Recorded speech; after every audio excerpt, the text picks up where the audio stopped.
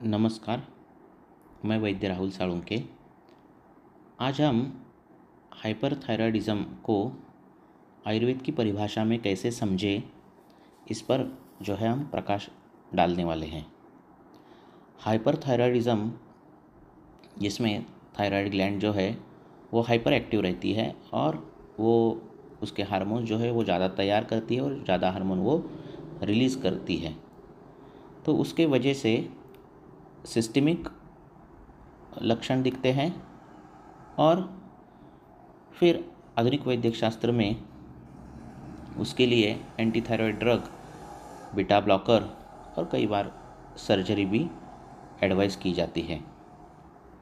जब हमारे पास पे हाइपरथायरायडिज्म का पेशेंट आता है और वो सिर्फ बोलता है कि मुझे हाइपरथायरायडिज्म है और उसकी ट्रीटमेंट चल रही है, और फिर हम आयुर्वेदिक क्या दें और आप क्या कर सकते हो मेरे लिए, ऐसा अगर उसने प्रश्न पूछा तो हमें क्या करना चाहिए, ये बताने के लिए ये वीडियो है। मुख्यतः कौन सी द्रव्य यूज़ करना ये लेक्चर का अंग नहीं है, तो विचार कैसे करना यही किसी भी मेरे लेक्चर का अंग रहता है। क्योंकि द्रव्य बताने पर आप में पंगुत्व आ जाता है, स्पून फीडिंग हो जाता है और विचार करने की क्षमता कम हो जाती है। तो इसलिए विचार क्या करना है यही हमें जानना चाहिए। जो जो अनुक्त व्याधि रहते हैं उनमें आयुर्वेद के नज़रिए से हमें कैसे देखना चाहिए। तो हाइपरथायरायडिज्म के जब पेशेंट आते हैं तो हमें एक ध्यान रखना चाहिए कि ये जो अनुक्त व्याधि है उस व्याधि को हमें हमारे दोष दुष्य सम्मूर्छना और हमारे सिद्धांतों में हमें उसको बिठाना आना चाहिए। कौन से धातुओं की दोषों की इन्वॉल्वमेंट है, कौन से दुष्यों की इन्वॉल्वमेंट है, कौन से स्रोतसों की इन्वॉल्वमेंट है, ये जब तक हमें पता नहीं चलता, जब तक उस व्याधि का आयुर्वेदिक पिक्चराइजेशन बनता नहीं, संप्राप्ति बनती नहीं, तब तक हमें द्रव्य क्या देने, चिकित्सा क्या देनी, ये जो है निर्धारित होता नहीं। तो हाइपरथायरायडिज्म के जो कुछ सिम्टम्स है, ग्रुप्स ऑफ सिम्टम्स जो है, सभी में सभी नहीं दिखते। हर एक प्रकृति में, हर एक व्यक्ति में अलग अलग सिम्टम दिखते हैं। कईयों में कार्डियोवैस्कुलर सिम्टम ज़्यादा दिखेंगे, कईयों में सिस्टमिक सिम्टम ज़्यादा दिखेंगे। तो उसके अनुसार जो है हमें दोष दुष्य सम्मूर्छना जाननी चाहिए और उसके अनुसार ट्रीटमेंट देनी चाहिए। कईयों में कार्डियोवैस्कुलर सिम्टम दिखेंगे तो उसको रस धातु का विचार करना चाहिए, हृदय का विचार करना चाहिए, मन का विचार करना चाहिए। मस्कुलोस्केलेटल सिम्टम जहाँ दिखेंगे वहाँ आपको मांस धातु, अस्थि धातु, इनका विचार करना चाहिए। साइकोलॉजिकल सिम्टम में आपको मज्जा धातु का, बुद्धि का, मन का विचार करना चाहिए। ऑक्यूलर सिम्टम दिखते हैं उसमें आपको मज्जा धातु, नेत्र अवयव, इनका विचार करना चाहिए। तो इस प्रकार से विचार करके आपको दोष दुष्य सम्मूर्छना जो है वो बनानी चाहिए। मुख्यतः वात दोष और पित्त दोष की इन्वॉल्वमेंट हाइपरथायरायडिज्म में ज़्यादा रहती है। वात पित्त का, पित्तानुबंधी वात, इस प्रकार की भी जो है दोष जो है रहते हैं। और धातुओं में रस धातु, मांस धातु, मेद धातु, अस्थि धातु, मज्जा धातु और शुक्र धातु तक लक्षण दिखते हैं। लॉस ऑफ लिबिडो भी दिखता है, शुक्र धातु तक लक्षण दिखते हैं।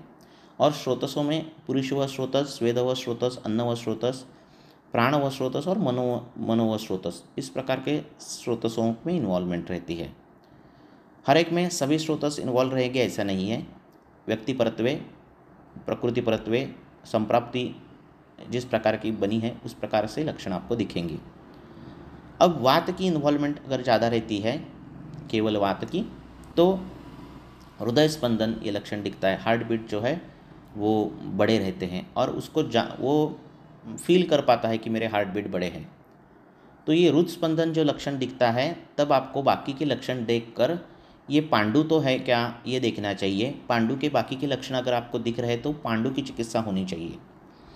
आपको हृदय स्पंद के साथ रुद्धशूल आदि लक्षण दिख रहे हैं तो वातज हृदरोग की चिकित्सा होनी चाहिए। तो शालिपर्णी सिद्ध दुग्ध है या फिर दशमूल का काढ़ा है, हाँ, बला तैल का अभ्यंग है, सुकुमार घृत है, इस प्रकार के जो द्रव्य है उनका सिलेक्शन वातरजोत हृदरोग में आना चाहिए। कईयों में ट्रेमर्स दिखते हैं, तो ये ट्रेमर्स जो है, ये कंप जो है वो वात को सजेस्ट करता है, वात के चलगुण को सजेस्ट करता है। चल गुणात्मक कोई चीज़ हेतु में है क्या, वो देखना चाहिए। जैसे अति व्यायाम में भी हृदय स्पंदन दिखता है, कंप दिखता है, तो उस प्रकार का अगर होगा तो वो बंद होना चाहिए। चल गुण मन का भी चंचलता होगी तो भी ये लक्षण दिखेगा, तो उसमें आपको कवच भी चूर्ण घृत के साथ देना, वो जो बढ़ाना, इस प्रकार के जो द्रव्य है उनका प्रयोग करना चाहिए। गुरु गुण के वात शामक द्रव्य जो है स्थिर गुण के, उनका प्रयोग पेट में देना चाहिए ताकि वो कंप ये लक्षण ना दिखे। उसके साथ सार्वधिक लक्षण देखना और व्याधि का विनिश्चय करके आपको वो संप्राप्ति बनानी पड़ेगी। कईयों में एंग्जाइटी दिखेगी, वो भी वात की लक्षण है। शोक के वजह से वो दिखेगी, कुछ कोई घर की कुछ तकलीफ़ है, कौटुंबिक कुछ प्रॉब्लम्स है, तो ये शोकजन्य ये सब रहेगा, तो उसका कारण भी उसका उस प्रकार से विहार जो है बदलना पड़ेगा हमें। जिस प्रकार से शोक है उसी प्रकार से आनंद होने के लिए क्या कर सकते हैं वो देखना पड़ेगा। और घृत जैसे सिद्ध जो घृत है, महाकल्याणक घृत, इस प्रकार के घृत है, सारस्वतारिष्ट है, तो इस प्रकार के जो द्रव्य है उनका प्रयोग हमें करना चाहिए। पीरियडिक पैरालिसिस भी दिखता है हाइपरथायराइडिज्म में, ये भी वात को सजेस्ट करता है, वात को इंडिकेट करता है, और इनमें भी हमें उस प्रकार से अर्धांग वायु या फिर वात पक्षवध, इस प्रकार से विचार करके उसकी ट्रीटमेंट होनी चाहिए। वीकनेस, विजन में वीकनेस आ जाता है, जैसे आँखों की शक्ति कम हो जाती है, एक्स्ट्रा ऑक्यूलर मसल जो है उनमें वीकनेस आ जाता है, तो विजन कम हो जाती है। तो ये भी लक्षण जो है वो वायु का ही दिखाता है, अक्षानाम पाटविनच।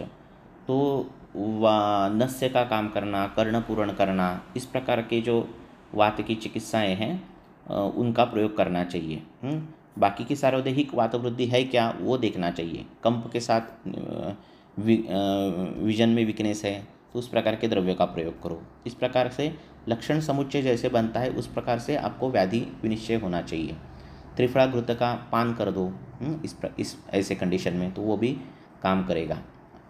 द्रव्य बताना मैं बीच बीच में बता रहा हूँ, पर उसी द्रव्य को डायरेक्ट प्रयोग मत करो, हर एक पेशेंट अलग रहेगा, हर एक पेशेंट का देखो। ये सिर्फ गाइड करने के लिए जो है ये लेक्चर मैंने लिया है, और एक बहुत ही शॉर्ट में मैं ले रहा हूँ, बहुत ही विस्तार में नहीं जा रहा हूँ।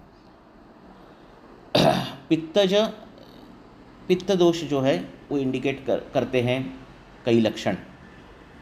हीट इंटॉलरेंस रहता है, गर्मी सहन नहीं पाता रुग्ण, तो ये हीट इंटॉलरेंस जो रहता है ये पित्त का सजेस्ट करता है। इसमें अभ्यंतर घृतपान और पित्त शामक द्रव्यों का प्रयोग करना चाहिए। इंक्रीज, कईयों की भूख बहुत बढ़ती है, इंक्रीज एपेटाइट रहती है, और वो भूख बढ़ने के साथ जो है धातुपाक भी होने लगता है।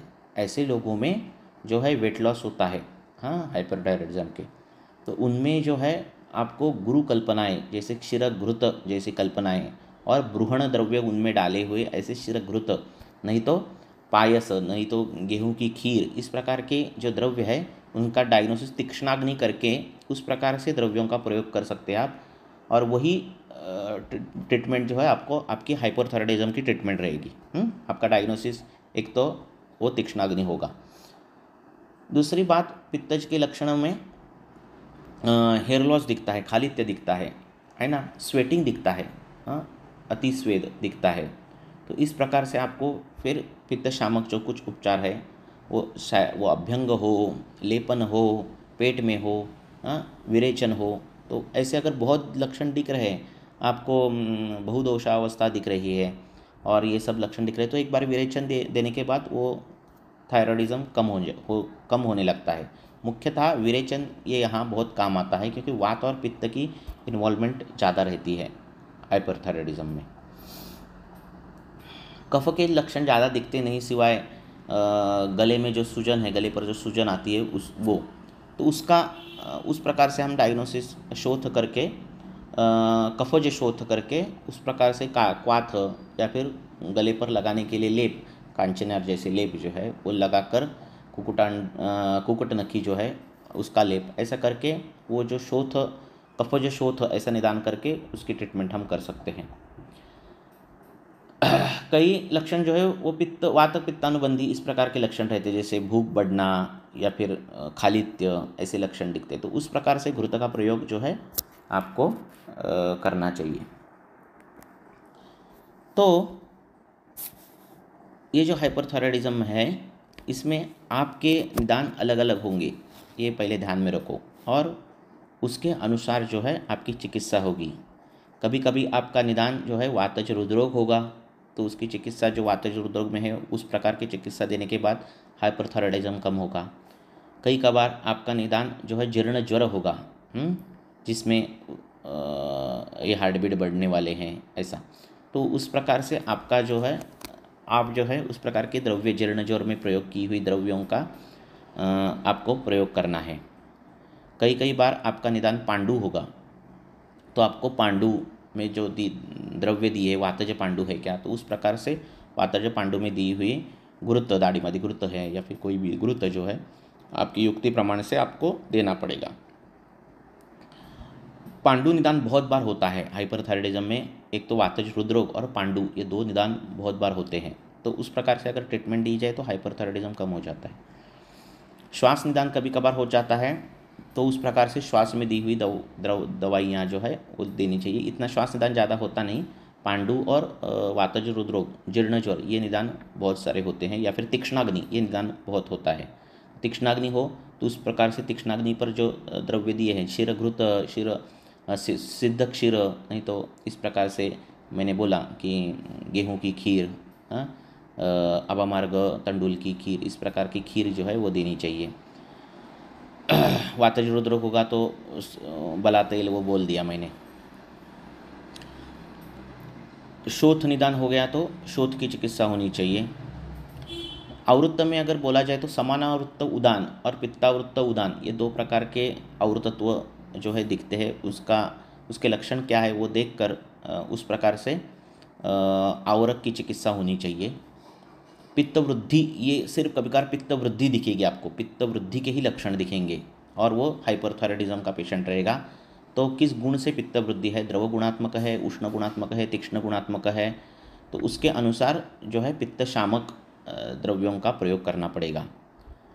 तो इन शॉर्ट आपको जो है रस धातु, मांस धातु, मेद धातु, अस्थि धातु, मज्जा धातु, शुक्र धातु, जिसमें लॉस ऑफ लिबिडो दिखता है हाइपरथायराइडिज्म में, तो उसका विचार, और पुरुषवह, स्वेदवह, अन्नवह, प्राणवह और मनोवह, इस प्रकार से ये विचार करके दोष कौन सा है, दुष्य कौन से हैं, स्रोतस कौन से हैं और चिकित्सा क्या करनी है, इसका निर्धारण करके आप एग्जैक्ट लाइन ऑफ ट्रीटमेंट जो है वो हाइपरथायराइडिज्म में दे पाओगे।